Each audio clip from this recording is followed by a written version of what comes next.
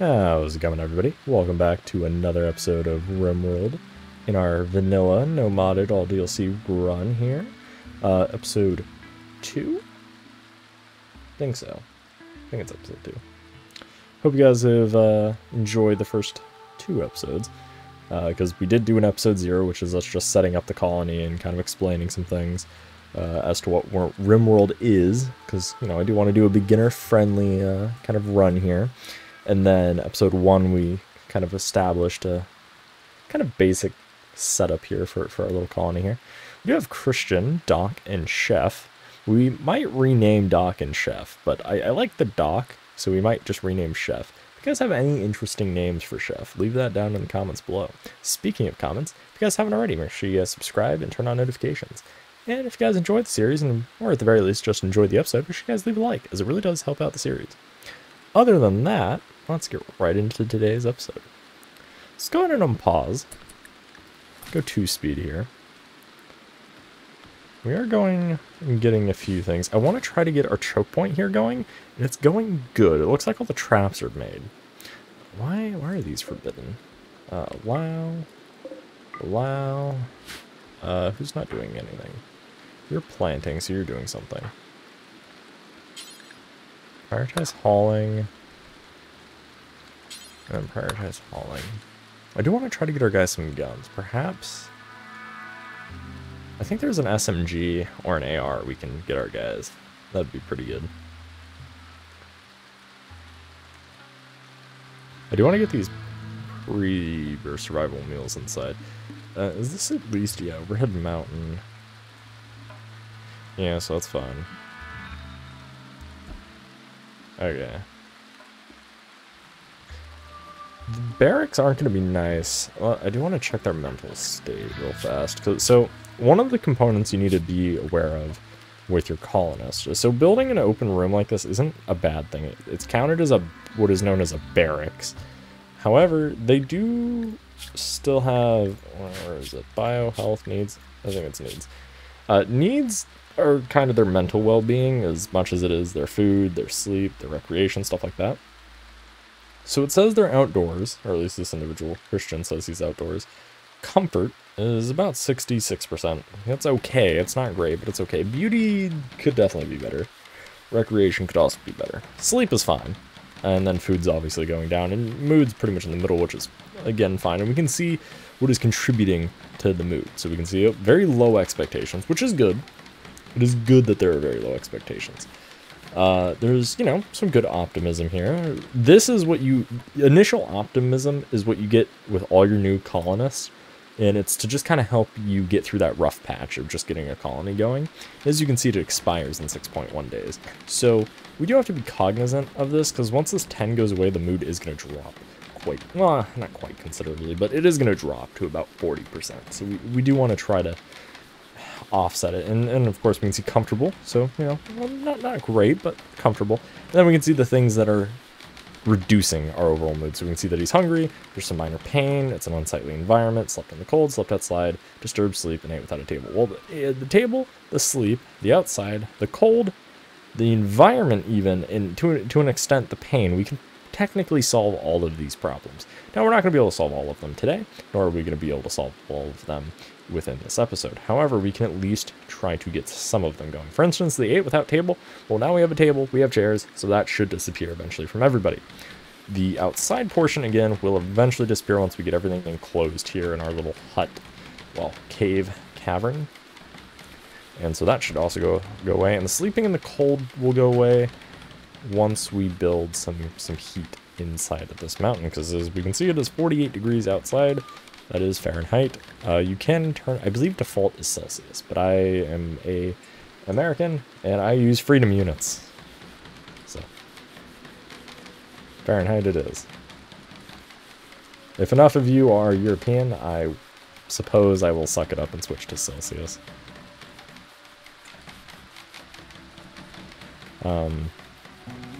I like the comment on this one. Ow, that hurts. So for instance, you can hover over most of these and see how long until they expire. So for instance, this 8 without a table, 5 hours. Soaking wet, 2 hours. Disturbed sleep tells us when it starts expiring and when it will finish expiring. which is interesting. It also tells us how long the sleeping one is. The minor pain does not expire. That's because I believe he has an injury. So let's take a look at one of our other pops. We have Doc here. Same thing, very low expectations, which is good.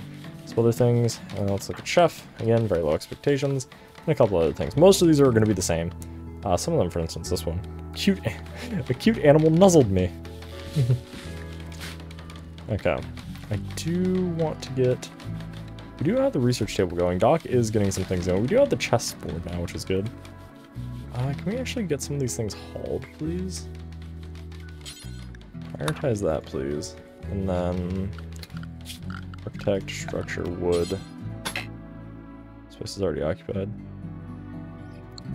Because at the very least, I want them to force whatever raids us. I don't think we're going to get a raid for the first 2 or 3 days, is what it is. So we should be fine. So we do have the butcher table, so let's just add a bill. Add butcher, forever. So if we do get any creatures, just butcher it. Right now we don't have any sort of refrigeration. We will try to get some. Maybe we'll stick it in here. I'm not sure. We do need to plan out proper sleeping arrangements, along with some proper refrigeration. I think what we'll do is we'll put the fridge here, because that seems to be a pretty good location. And perhaps we'll put a kitchen somewhere close by, even potentially right here. Yeah, maybe we'll put the kitchen here. Words. We're gonna put the fridge / freezer here. We'll put a canteen of sorts maybe down here. And then the kitchen we want to put maybe off to the side. And then we do want to have some sort of... so we don't want people walking through the kitchen into the freezer to get food. So we do want a connection from the canteen into the freezer. Because the reason we don't want people walking through the kitchen is because if the area is dirty, so right, if we... Even this distance is quite close. Because we don't really want the butchering table next to where we make the food. Because where we make the food, the area has to be clean. Because if it's not clean, there's a chance to go get food poisoning. So we do want to be careful and kind of cognizant of that. We do have rice planted, which is... Again, we went over this, the nutritional stuff in the episode 1, I believe. And so rice is going to grow very quickly, but it's going to consume more work, right? And so that's something we have to consider. Because with only 3 people, although now we can technically mate and make more people, but for a while you couldn't, before the new biotech DLC was added. And so you were pretty finite until you recruited and got more people. There's a trader here, I believe. Visitor? Oh no, just a house servant. Okay, so nothing important. You could technically rest and try to convert. However, this faction would get angry if we did that. Anyway, so rice, fast growing, which is nice because you get food more often. However, the food is not as nutritious as, say, corn, which we're also growing. And because it grows faster, it requires more work to plant and more work to harvest and more work to haul. Versus corn, which is more nutritious. However, it's very slow at growing. It's the slowest growing crop we can grow. And it's also requires less hauling, right? So you do get trade-offs here. Now, potatoes are kind of the middle ground. They grow a little bit slower than rice. They provide a little bit more food than rice, so they inadvertently require a little bit less hauling than rice. But again, they're the middle ground, right? So they're not the most efficient, but they're also not the worst. That's why they're the default crop when you put down a space. Ooh, a gift. We get a short bow and a flame bow. How nice of you, Jeff. Go prioritize hauling these things, please. Let's go ahead and speed this up a little bit. I think, don't we have an animal? I wish it showed any animals up here, like any pets. I think we do. Animal flap. That's funny. Let's go ahead and do structure. All right, well, furniture. And then animal sleeping spot. We'll just throw it down, like right there. Just so that way our little kitty, I think it's a kitty. Or is it a dog we have? Let's see, set owner. Bart. I think Bart's a dog. I don't actually know where Bart is currently, but Bart is somewhere. Yeah, I'm not sure where. Chef, can we prioritize working on this, please?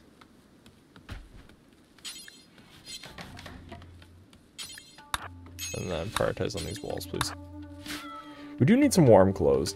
You know what? Let's go temperature. We could add a heater. The temp is 40. I like how it says permanent summer, but it's cold. So let's go ahead and put in a heater then. We'll just put in a heater. Let's put it in there. And let's go ahead and get power. Power's here. Let's go ahead and we'll do a wind turbine. I don't like to do the wood fire generator until we have trees researched, just because, well, they require trees and to burn. Let's go ahead and put the wind farms here. A good usage. So if you look at where the white rectangles are, that area has to be clear. And by clear, you can't stick it like this up against the mountain, otherwise it gets reduced efficiency. But if we put it like this, and we have crops in front and behind, well, that's fine. Or even just walking paths. People can also be in front of it too. So this is fine. This actually is a very good, efficient way of using the space. And so then let's also go ahead and grab, we don't have batteries unlocked right away, we have to research those. It'll actually be one of the first things we research. And we'll just go something like this. We'll drag the power conduit inside. That will power up our heater. The heater should be fine for this space. It's definitely going to be a little bit big. We might even need 2 heaters, but for at least what we need it for is we just need to heat the area where they're going to be sleeping. It won't work as efficiently as because it is quite a big space, but now it should be fine. We'll never do cutting. Yeah, cut that, please. And then can we don't have wood. Harvest some of these trees, please. Let's go ahead and order chop some wood. We have plenty of wood to chop in this area. I just want to prioritize building these walls here and here, just so that way we can prevent any buggos / our people from going into the mountains where those bugs are. Because until we get like real weapons like flamethrowers and armor and stuff like that going, I really don't want to send my people into the caves to potentially die. Mad squirrel. So normally what you're gonna happen, or first couple events, is you're gonna have mad squirrels, mad hares, stuff like that. And so you don't really want your people outside of your walled area. So you might have this area set up so that they don't leave beyond the walls, which is fine. But in the event you do, you could recruit them, you could set them up at your choke point, but because we have traps, hopefully Chef gets inside before the mad hare actually gets to him. And yes, he will. Okay. The mad squirrel hit one of our traps. The mad squirrel is now dead, so now we can of course go grab it. If we had a freezer, we could throw it in the freezer, but we don't. So what's going to happen is it's more than likely going to be taken up and thrown down up here, just like this other dead squirrel, into our dumping area, and it will eventually decay and turn into bone. However, you can also have it set to go into your freezer and turn into meat. It's not going to give you a lot. It's a squirrel. You're going to maybe get like 2 pieces of meat out of it, right? But it's still meat. So it does help. Okay, so it looks like Doc is getting some of the power cables going. Chef is going to maybe grab the squirrel. Yes. So the traps are working, and okay, so the house is now indoors? Yes, it is now indoors. We want to keep this at, let's see, it's at 70. Yeah, I'm gonna leave it at 70, honestly, for indoors. I think that's fine. Now, because this is so close to the door, and it is the main entrance, a lot of heat is technically going to be lost. Right now, it's not too terrible in terms of temperature difference, but that's why when you're building things, you're going to want to have airlocks to help cut down on that. So one of the other things we do want to start planning out is there's actually a planning tool. If you press I, it'll actually bring it up. You can also press K to remove the plans. But if you want to just go to them, they're under, where is it? Orders. They're all the way at the right over here. So let's go ahead and plan some things out. So I'm going to say, let's go ahead and put, let's see it, 19. I don't think we need quite that big of a freezer. Let's do something like that. That should be plenty of space for our freezer. And let's leave one. Actually, you know what? Let's leave 2 tiles for an airlock. All right. And so we'll go ahead and put a canteen. Say something like that. Now, obviously, that is fairly massive, so I don't think we're going to do something this big. So let's go ahead and say, so how big do we make this? 18 by 8. So let's go ahead and put Yeah, we can go do something like that. So they're there. 6. And we don't really need access to the kitchen from the canteen, right? We want our workers to go into the canteen, into the freezer, into the kitchen, and then from the kitchen back into the freezer, right? So we don't ever want people to use the kitchen as a bypass. And so one way to prevent that is just not even have a path for them to go through the kitchen into the canteen, or into the kitchen from the canteen into the freezer, right? They have to go from the freezer into the kitchen because they're going to make food here, right? And then I do want a butchering place if at all possible. Okay, so let's plan this out a little bit differently. So let's do a 12 by 8. Let's do the airlock thing like that.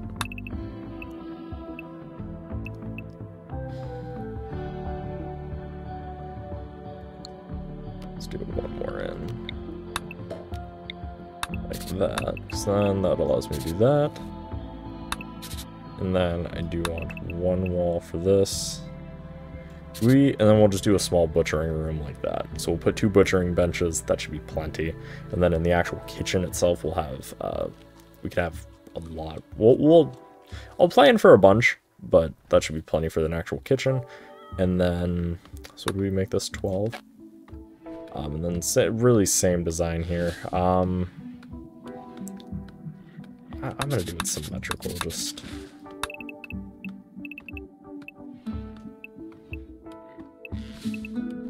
I don't really want a big canteen, but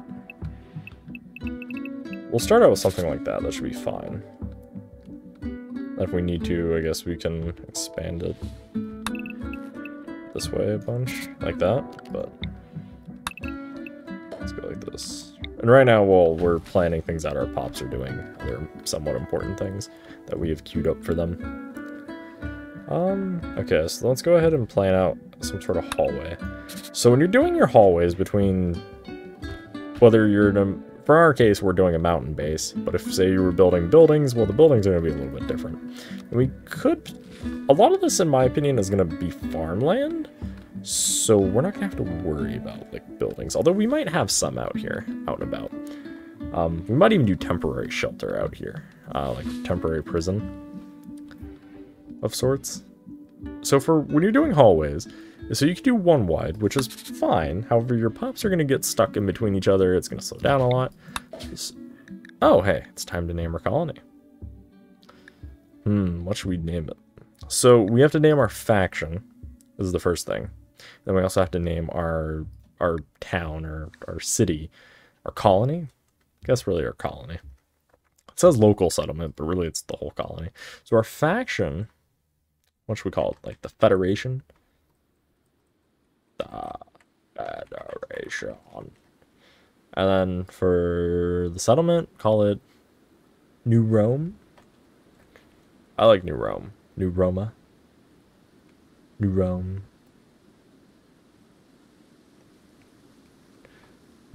Pax Romana. Pax Rome. Pax 2 Rome. I guess we call it New Roma. Roma. The faction is known as the Federation, and this community is known as New Roma. Okay.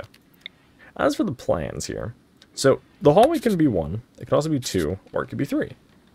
I like 3. I like 3 for my hallways. I have done 4 before, but I find 4 is quite wide. I've also done, I've done like my main entrance hallway, like the grand hallway is wide as 5, and then arterial ones be 3, and then entrances be 1. And so I have an odd function. However, there's no like central entrance right now because this map is kind of weird, but that's fine because we have this big open courtyard, so I don't think we're going to be doing a main central hallway. If anything, we're just going to be doing a bunch of like build into this little section of the mountain, build into this little section of the mountain, instead of fill this massive mountain area full of things. So for me, that's fine. I think we're just going to do 3 and stick to it. Let's see. could do something like that. And then entrance like that. Doesn't look that bad. And then we can go ahead and get some sort of workshop going there. Actually, you know what? I'm kind of vibing with this idea of build kind of in the mountain, but not really. And then maybe over here have like a true like big mountain area, but then have a bunch of things on the outskirts. Ooh, that might be maybe not everywhere. Although this might be a good idea to put an entrance here, and then just kind of have this other area. Maybe we'll put housing over here. Ooh, I like that. Or we could even maybe prison. So many ideas, so many different designs. Like I've seen very aesthetic looking bases, but then I've also seen very functional bases. But I'm vibing with the kitchen here, our butchering shop here, our kind of canteen here, the freezer, which is massive, but the reason I'm doing it massive is so that I don't ever have to make a different size freezer. This will just be perfect. It will be massive. It will hold everything we need, and we'll even have shelves in there as well. So I think what we'll do then, this canteen should be fine. We can actually extend it this way as well if we need it. Because, not that we'll have this many pops at once, but you never know. So I think we'll put the hallway here, or at least a hallway that leads to it, right? So then, let's say something like that. And then, what do, I don't want to do 4. No, that's kind of weird. Kind of sus. Something like that? Yeah. You know what? Let's move it over to the left one. Okay. So we'll say hallway like that, and take note. So you can't actually build into this area over here on the outside. You can mine the materials over here in these tiles, in these 10 tile border, but you can't actually like build plain stuff over there. But it does make it nice because then what you can do is, or rather what I've done, is mine this out and then just pump all your ACs and heats into here. And so it works. So like I'll put all my housing up against it, like in this area, and then then it works. Or what I'll do is I'll put a hallway here, like this, and then pump the AC into the hallway that way. There you go. So, and then, so this will be future canteen if we need it. So I'll just block that out, I guess. What's the total length? That's 24 by 6. Kind of an odd shaped one, but I think it's fine. And then we could connect this somehow. Like that. Kind of do a hallway here, and then... You know what? Maybe we'll make this like the workshop slash stuff and things. Oh, we finished the research bench. Let's go ahead and, yeah, so the battery is in progress. That's the first thing we're going to research. Did we assign anybody to research? We did. So Christian is assigned to research if he has nothing else. I'm going to assign everybody else to researching too. Like, priority 2. So, actually, you know what? Priority 1. The reason I'm going to assign it, even though there's a ton of things on 1, we'll reevaluate this, but right now everything needs to just kind of get done. Like, firefight, patient, doctor, all makes sense. Better rest is number 2, basic is number 1. Actually, we can probably turn basic to number 2. Warden's number 1, handling is number 1, cooking is number 1. We don't really need anybody hunting, so I'm going to turn hunting on. I'm going to leave hunting on, but like, I don't need it to get done, so we'll leave it at a 4. Construction's pretty high, growing's pretty high, mining's pretty high, plant cutting's pretty high. Smithing, tailoring, art, and crafting are pretty low, at least until we get them made. And then hauling and cleaning are also going to be pretty abundant. Oh yeah, so back to kind of our planning of things. I'm not sure what we'll convert this into right now. We do need to get more permanent bedrooms going though, which is the concern. I think we'll wall this off just to give ourselves some space here. And then, you know what, I think what we'll do is we'll just plan for this wall to come here, this wall to come here, and then let's plan 5. Do something like this. So what I found is 4x5s are fine, but you can also go as wide as, so here's our first jump to it. Here's our first raid by an enemy faction, and this is what's going to happen pretty much almost every time, because Cassandra Classic is always trying to kill you. I will say that is one difference between Randy Random, Cassandra Classic, and Phoebe Chillax. Phoebe and Cassandra are constantly trying to kill you. Randy, although he is random and he will give you very hard events at the start of a world, he's not actively trying to kill you. He's just doing his thing. He's just randomly giving you shit. Maybe you'll survive, maybe you won't, but he's not trying to kill you. Cassandra and Phoebe are fucking deceptive. They are actively trying to kill your ass. So in a way, Randy is kind of easier than Phoebe and the other one, Cassandra. But hey. So let's go ahead and... yeah. So the plan... you know what? I am going to just go ahead and build this wood wall. I don't care. We'll leave that there, but that's just so that we can have this interiored. So let's go back to our planning. So there's different room sizes that people debate on, which is the like best size to have. We're gonna leave it paused just temporarily, just so this way, yeah, just so we can kind of plan out, and then we'll probably unpause the next episode for the raid, because we're near the end anyway. And I hear a cat meowing outside my door. Hopefully he doesn't keep meowing. He's gonna keep meowing. Let me go open the door.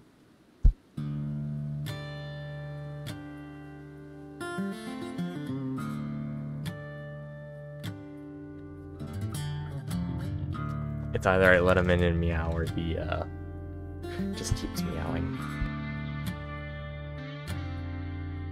Alright, so for room size is going to matter. Now, some people are going to have traits that are going to prefer bigger rooms. Some people are going to prefer smaller rooms. And the bigger the room, the more stuff you can put in it, and the nicer you can make it. I tend to lean towards basic rooms, or in my opinion, 3x4. Now, yes, there are plenty of guides out there, but the standard from what I have found is your starter room is going to be, here, let's do it in this blank canvas. Your starter room is going to be a 3x4. You can put a bed, a dresser, maybe a couple other little nice things in there. It's pretty basic. It's small, it's going to be cramped, it's not going to be great. It's better than a shitty barracks like this, but it's not much better. The upgrade from this, in my opinion, is a 5x4. Right? So you can pretty much upgrade your current 3x4s into a 5x4. You can put a lot more stuff in there. And then, in my opinion, the final upgrade that I tend to lean towards is a 6x6. And sometimes, because if you want to keep the one tile entrances, I'll even go as large as a 6x7, just to maintain that size of an odd number on one side, just so you can get that one entrance, if that's what you prefer. Now, obviously, this is very massive for a single person, but RimWorld isn't a game where you're going to have 100 pops. You can, but you're probably not going to. So you don't really need to be concerned with, oh no, but I'm going to eat up all of this space with one bedroom. Yes, but sometimes they hook up. Sometimes your pops are going to hook up, and so you can actually you can put a double bed in here. It takes up a 2x2. And then 2 pops go into one room. And so then it makes it a little bit more economical, right? It makes a little bit more sense for you to put rooms this size. What I'll do is, if I don't have a good cave spawn like this, I will go with the 3x4s, just so that there's some room, just so that they have a bedroom, because they do, a lot of the time, pops do prefer to be in their own bed, like own bedroom. And then what I'll do is I'll just quickly, usually soon after, just immediately go to this. So what I might do is I might plan it out like this and put the door here, because then what I can do is later I can come back and do that, and then just mine out these 8 tiles, and then just quickly expand into the 4x5s. As for this, one way you can obviously upgrade from this into this is just leave plenty of space. So say your dorm is here, right, and you eventually want to upgrade it to be the 7x6. You just leave an extra tile on each side. All right, so you leave 1 tile, then you do 7x6. All right. So let's go ahead and erase those tiles. So you do something like that. All right. Then your hallway would say be here. For hallways for bedrooms, I usually just do 2, because people aren't going to be constantly going through here, right? And so the end of this hallway isn't going to lead anywhere. I mean, it can, but what I tend to do is I don't want pops walking through my bedroom hallways or the dormitories. And so what I'll do is I'll have like my arterial hallway be here per se. And so they'll go down their hallway, go to their room, and then they'll leave. So you only ever have like 4 people walking down this hallway, and it will be very infrequent. So that's why I do 2, and there's plenty of space. But anyway, so if you leave enough space here, well, actually down here we didn't technically. But if you leave enough space between the bedrooms like this, then you can eventually upgrade them later into those 6x7s. It looks a little bit dumb right now, because you're like, oh, but you're not efficiently putting as many bedrooms next to each other. But it's fine. The map size is massive, and like I said, you're not going to have 100 pops. You might, but more than likely for a very long time you're not going to, and there's such a large map that having some... And you can have smaller bedrooms, so you might give some of your more... Depending on the pop, you might give them bigger bedrooms, or you might just have bigger bedrooms to kind of switch between, like if somebody's having a crappy day or has a bunch of negative modifiers, you might give them the really nice bedroom to help negate some of that. So it just depends on how you want to play it. I'll kind of set some more of that up in the next episode. It is that time. So I will see you guys in the next one. Thanks for watching. Hope you guys enjoyed. If you guys did, make sure you guys leave a like, comment, and subscribe on the video. Go check out the rest of the series. And if you guys haven't already, go check out some of the other series on the channel. Thank you all for watching. See you in the next one. Bye-bye.